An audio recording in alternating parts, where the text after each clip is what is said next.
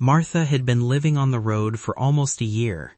After her divorce, the quiet of her empty house had felt louder than any highway.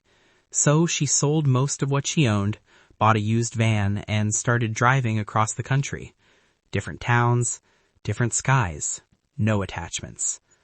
One evening, as rain smeared the windshield and fog rolled across a narrow forest highway in Oregon, Martha saw someone standing by the side of the road. A young woman, barely more than a teenager, hood up, thumb out. Martha hesitated. She knew the rules. You don't pick up hitchhikers. Not anymore. But the girl looked soaked, cold, afraid. Martha pulled over. The girl climbed into the passenger seat, her hands shaking. "Thank you," she whispered. "My name is Lily." They drove in silence for a while. The forest pressed in around the road, tall trees blocking the last light of day. "Where are you headed?" Martha asked. "Home," Lily said.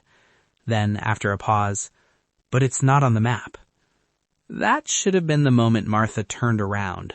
Lily told her about a community deep in the woods, a place where people lived off the land. No phones, no police, no rules. "They took me in when I had nowhere else to go," Lily said. "They help people who are lost." The road narrowed. Cell signal vanished. Martha noticed something strange. They had been driving in the same direction for over an hour, but the trees hadn't changed. The road curved in slow circles, and every now and then Martha swore she saw the same broken road sign they had passed before. Night fell too fast. Eventually, Lily pointed down a dirt path. "It's this way," Martha hesitated, then turned. The van bumped along the trail until the trees opened into a clearing. Dozens of wooden cabins stood in a wide circle. Lanterns glowed softly. People stood waiting. They were smiling. Too many smiles.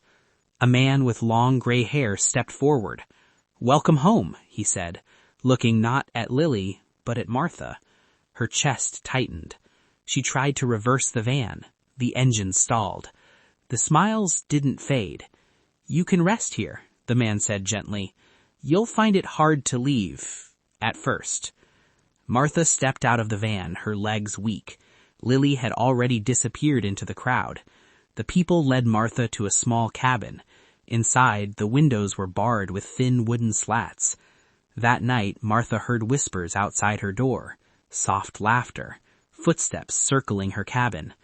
The next morning, she tried to find Lily. No one knew who she was. "There are no newcomers here," a woman told her. "Only those who arrive when they are needed." Martha searched for her van. It was gone. Days passed. The people were kind. They fed her. They listened to her story. They told her she was safe now, but every path she followed through the woods led her back to the same clearing. Every trail curved inward. At night, she dreamed of hands guiding her through the trees, of voices calling her name. On the fourth night, Martha found Lily standing at the edge of the forest.